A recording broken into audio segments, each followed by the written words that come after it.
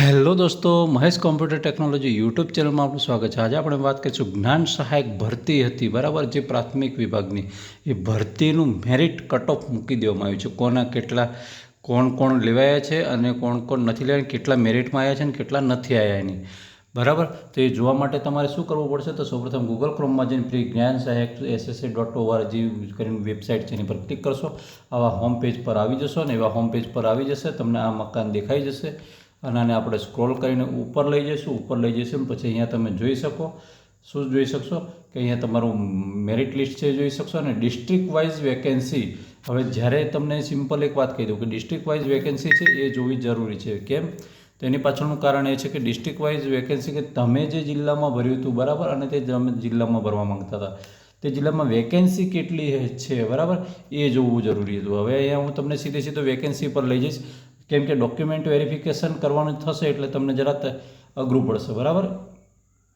હવે હું અહીંયા મારી નજીકનો જિલ્લો છે એને પકડી લઉં બરાબર। દાખલા તરીકે હું અહીંયા લઉં છું મહીસાગર લઉં છું બરાબર, હું ઓલરેડી મહીસાગરનો છું। હવે 294 છે બરાબર, તો 294 જેટલી જગ્યા છે મહીસાગરની અંદર। તો હવે ક્યાં છે શું છે તો આપણને આઈડિયા આવે નહીં, તો તમને એ આઈડિયા ક્યાંથી મળશે? ડોક્યુમેન્ટ વેરિફિકેશન કરાવવા જશો ત્યારે। એટલે તમારે એક મેન્ટલી માનસિક રીતે મહીસાગરનો જે એ છે બરાબર જિલ્લો, એના તાલુકાઓને મગજમાં લગાવી દેવાના અને એની આજુબાજુના જે તાલુકાના અંદરના જે આજુબાજુના નજીક પડતા સેન્ટરો છે એ મગજમાં લાઇટ કરી લેવાના બરાબર। કેમ કે તમે જશો ને એટલે સીધા આંગળી જ મુકાડશે કે લાઈન હશે ને આમાંથી કોઈ પસંદ કરી લે, એટલે કયું ગામ ક્યાં આવેલું છે પહેલાં જ મગજમાં ના ખબર હોય તો પછી ફસાઈ જશો બરાબર।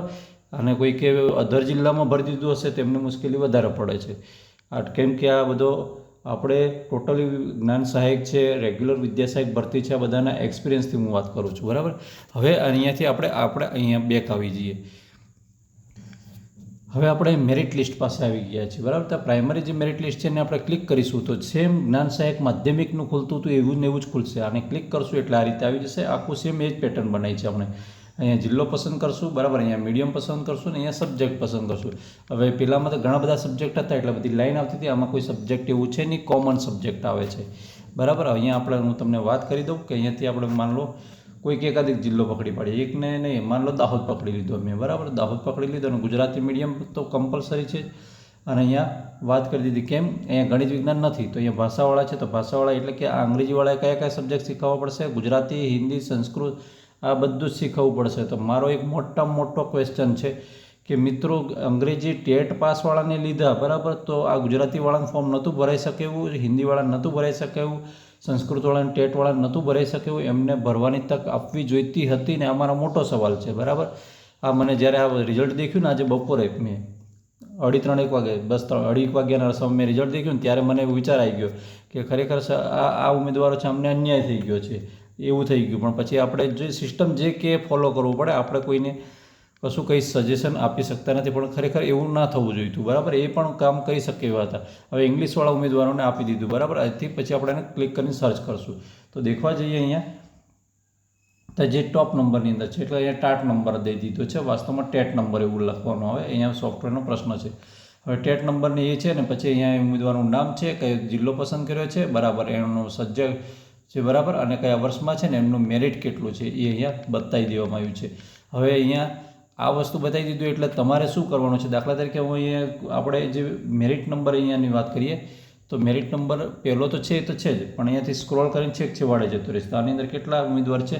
તો દાહોદની અંદર 58 જેટલા ઉમેદવાર છે। કેટલા? 58। તો દાહોદ જિલ્લામાં વેકેન્સી કેટલી હતી એ પહેલાં નક્કી કરવાનું બરાબર। તો આપણે દાહોદ જિલ્લાની વેકેન્સી પાસે પહોંચી જઈએ, આપણે પહોંચી ગયા છે દાહોદ જિલ્લાની વેકેન્સી પાસે બરાબર। તો અહીંયા 58 અને કેટલી વેકેન્સી છે? 474, એટલે કે આ માત્ર 74 પણ નથી ભરાઈ રહ્યા, 400 જગ્યા વેકેન્સી ખાલી રહેવાની છે। તો પસંદગી માટે ઉમેદવારે શું કરવાનું રહેશે?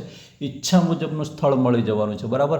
આ ઓનલી દાહોદને એટલી હાલત નથી, આ બધા ટોટલી તમે વિચાર કરો 9,321 જેટલી વેકેન્સી હતી ને બરાબર, અહીં લાસ્ટ નીચે છે બરાબર, તો એટલા ઉમેદવારો મળવાના જ નથી પહેલી વાત। તો જો આપણે એવું કર્યું હોત કે બીજા મેં હમણાં વાત કરી 3 સબ્જેક્ટવાળા લીધા હતા બધી જગ્યા ભરાઈ જતી બરાબર, આવું બની શકતું। તો છતાંય માની લઈએ, આશા રાખું છું શોર્ટ ટાઈમ તમે જ્યારે સ્કૂલ સિલેક્ટ કરો ત્યારે ધ્યાન રાખીને સિલેક્ટ કરશો, બરાબર. અને પહેલેથી આમ કોંગ્રેચ્યુલેશન્સ શાળા પસંદગી અને શાળાની જોબ તમે માની લો જ્ઞાન સહાયકમાં કેમ નથી લેતા, બરાબર. દરેક માટે સરખું છે. વિડીયો ગમે તો વિડીયોને લાઇક કરજો, ચેનલ પર ન હોય તો ચેનલ સબસ્ક્રાઈબ કરવાનું બિલકુલ નહીં ભૂલતા. અને હા, કંઈક પ્રશ્ન હોય તો કોમેન્ટ કરજો. મારો પ્રશ્ન તો એક રહી ગયો છે, અધર સબ્જેક્ટવાળા કેમ રહી ગયા, આ સવાલ. જય હિન્દ.